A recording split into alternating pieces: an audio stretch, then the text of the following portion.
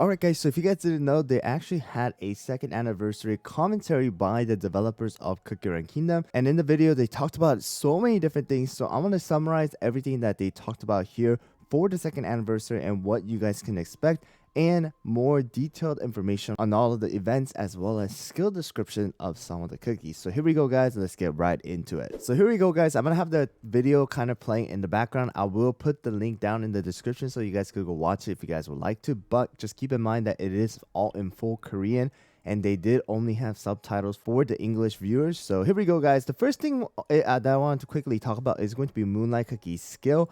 And they did talk about that Moonlight Cookie's skill is going to be pretty darn strong, and it is going to be dealing two separate damages where she does shoot out small stars in the front, and then after that throws out a crescent moon styled beam, which is going to deal a lot of damage and causing that sleep debuff.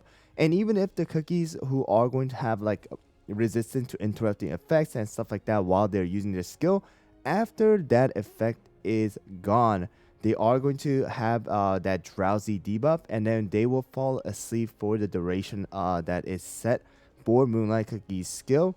And that is pretty much what we have for Moonlight Cookie, and pretty much everything else is pretty straightforward guys.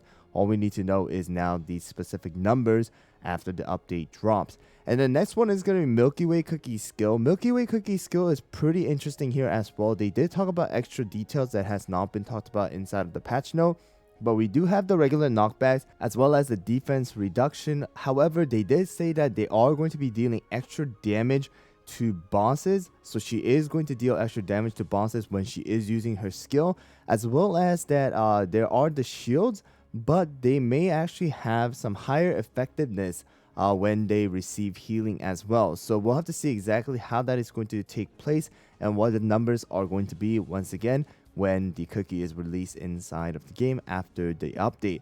And then the next one is going to be talking about the whistle treasure that we have going on. So we do have a picture of this right now, and you can see that this is going to be a passive treasure, just like how it is for the scroll as well as the feather and the insignia. They actually activate passively once certain requirements are met. But the treasure's base effect is that it does grant every single cookie crit percentage, as well as two of the highest cookies with an attack buff as well as a damage resist buff. So if you guys look at the screen, you're going to be able to see the picture here where Sherbet as well as Espresso does have that extra whistle buff on top of them, and all of the cookies actually have that crit percentage buff. And we don't know as of right now still if both of the cookies need to die or just one of them needs to die in order to heal your cookies with 30% of the max HP. We'll have to test that out when the treasure is released. And then the next one is that they do plan to release episode 16 afterwards, after the release of January 19th update, with many new cookies to be introduced. We don't know if they're all being released into the game officially or not, or they'll just be an NPC, but we'll have to see more detail on that when the time comes. But we do have episode 16 confirmed by Devsisters that will be introduced after this update, going further into the story of the City of Wizards. Alright, and then the next thing is going to be talking about the skins. They talked about how they are planning to release more costumes regularly throughout the year of 2023. Of course, they did not say specifically whether they're going to have a feature banner for all of them or not, but we'll have to see how that is going to take place once they do release more costumes, because throughout the year of 2022, yes, we did have some costumes, but they were very on and off. Were no feature banner at all either, so we'll have to see if they are going to fix that and kind of add those features into the game like they should have done. All right, and then just keep in mind that we do have the two costume sets coming out. We don't know once again if they're going to have featured gacha for all of them, but I do want to say it's probably very certain that the Constellation costume is going to have one, and maybe the New Year's costume might have it as well. but we'll have to see once that is released. And just keep in mind the dark account costume as well as pomegranate's costume is going to be just added into the regular pool. Of course, you can get it from the feature banner if they do have the feature banner, but with the less percentage. And then now going into the next topic is going to be the special topping, and they gave more specific details on exactly how the topping is going to work. And so this topping can only be equipped by the cookies related to the City of Wizards update. So I talked about this during my live stream, but once we read the Korean version of the update patch note in the Naver Cafe, we were able to see that this is only going to be equipped by the cookies with the City of Wizards update. But the good thing is that this topping is not going to really break the meta or anything like that. The reason why I say this is because of the fact that they only actually increased the minimum value of the substats that you're able to get, but did not change the maximum value of the substats. So I talked about in the update breakdown that they may possibly, increase the maximum substat of maybe like the damage resist from 6% to something else. However, they kept the maximum value at the same, so the attack still, the maximum value is going to be 3%, and the damage resist is still going to be 6%, but the minimum value is actually has been increased so that you're not receiving like a stupid low amount of damage resist. So the minimum damage resist right now that we see is going to be 4.5%. All right, which is really good. And they, on top of that, got rid of some of the extra, substats that were completely pretty useless, like the, debuff resist, as well as something like the amplified buff and stuff like that. So they only have attack, crit percentage, damage resist, attack speed, cooldown, and crit resist. So that's pretty good here, guys. It is going to be a lot easier to set toppings for both Milky Way as well as Moonlight Cookie, and you don't need to be moving around toppings like crazy. And this may possibly lead to possible different toppings, special toppings related to different themes going into the future updates, like maybe Golden Cheese Kingdom. All right, so they may have special toppings related to the Golden Cheese Kingdom, and only like cookies related to the Golden Cheese Kingdom can equip those toppings. All right, and then now going into more of the event details here, guys, and that is going to be the login event. Of course, we talked about that, 28 days of login, and on top of that, we do have the second anniversary gallery event going on. However, this time around, it is going to be a little bit different than the first anniversary, and it's going to include only 8 photos or 8 albums of frames that you're able to complete, and each of them seems to have 500 crystals and 500 radiant shards, and that is going to be totaling at 4,000 at each when you guys do complete all 8 of them. And then once you do fill all 8 of them out, you are going to be able to receive 1,500 of the rainbow cubes.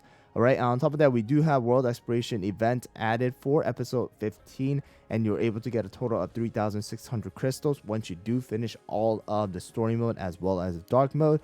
And we do have special event for Moonlight Cookies Gacha. Seems pretty different than what we have seen before. There's some like stars that you have to collect and things like that. And on top of that, you are able to receive additional bonus materials as well. We'll have to see how the mission is going to be once the event is out and once the update rolls in. And on top of that, we do have the Moonlight Pass that we talked about before, very similar to how the BTS was. This is going to have the extra rewards for both free to play as well as players who are going to be paying extra for the premium currencies. And then on top of that, we do have more details on the Cookies Dream Stamp event that I talked about in my previous video, and that's going to be where we're going to have story mission event based on the dreams of different cookies. And we do have 3,000 crystals, 1,000 rainbow cubes, as well as background theme, special toppings, and Moonlight Stone that we are able to receive once we fill out enough stamps to gain these rewards. And on top of that, there is one chest that I could not really define, but I do want to say it's probably going to be the Epic Cookie of Choice chest that we're going to be able to get from this particular event. And now moving on to the Cake Hound Frenzy event, there's more detail on that as well. We do have 3 different Cake Hounds that we must defeat and defend against. And we do gain crumbs throughout the battle, and you're able to use these crumbs to not only get buffs and upgrade buffs to try to get higher score, but you're able to purchase different materials as well using these crumbs. And on top of that, once you guys do play this mode, you are able to use your coins for different random buffs to try to go for higher score. But there's something very interesting here for this particular shop, and that is going to be a new potion that seems to be added into the game, and that is going to possibly increase your cookies level right away to level 50. I don't know if that's going to include a skill level or not, but it seems like they are adding a potion in order to make your cookies progression, or you're leveling up your cookie a lot faster here. And so we'll have to see exactly how that is going to work out. I will go over that once the update rolls through. And the next one is going to be the prosperity system here, guys. So we didn't get too much detail on that during the patch note, but they talked about it and showed us more images on it. So this is going to be a new system being added into the game in order to gain extra rewards for the players as well, for completing different requirements throughout your kingdom.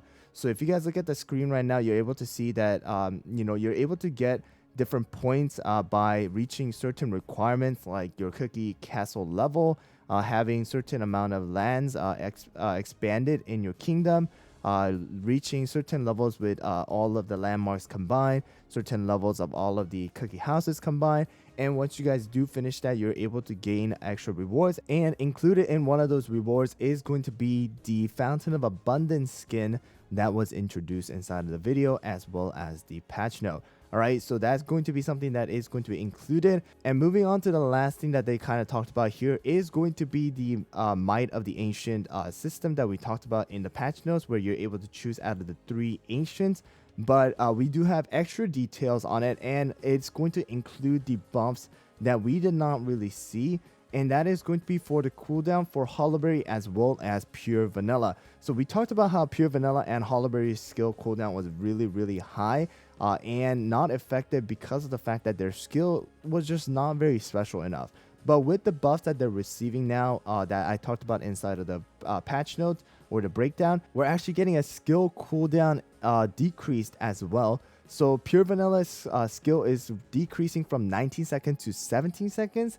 And Hollyberry's skill is actually being decreased from 18 seconds to 17 seconds. So this is definitely going to allow these cookies to be used inside of the arena as well as the world exploration, and they'll definitely be more effective because they are receiving a giant buff in their skill as well as their cooldown. Like Pure Vanilla going from 19 seconds to 17 seconds is huge, and it definitely will help out for this particular arena meta, it seems like. And it seems like that's pretty much all of the different things that they've been talking about inside of this video. So hopefully I kind of went over it in detail for you guys in order to prepare for it. And once again, guys, the update maintenance time has been introduced. So the game is actually going to go live at 10 a.m. for Korean Standard Time on January 19th. However, for the United States Eastern Standard Time, EST, is actually going to be 8 p.m. on January 18th.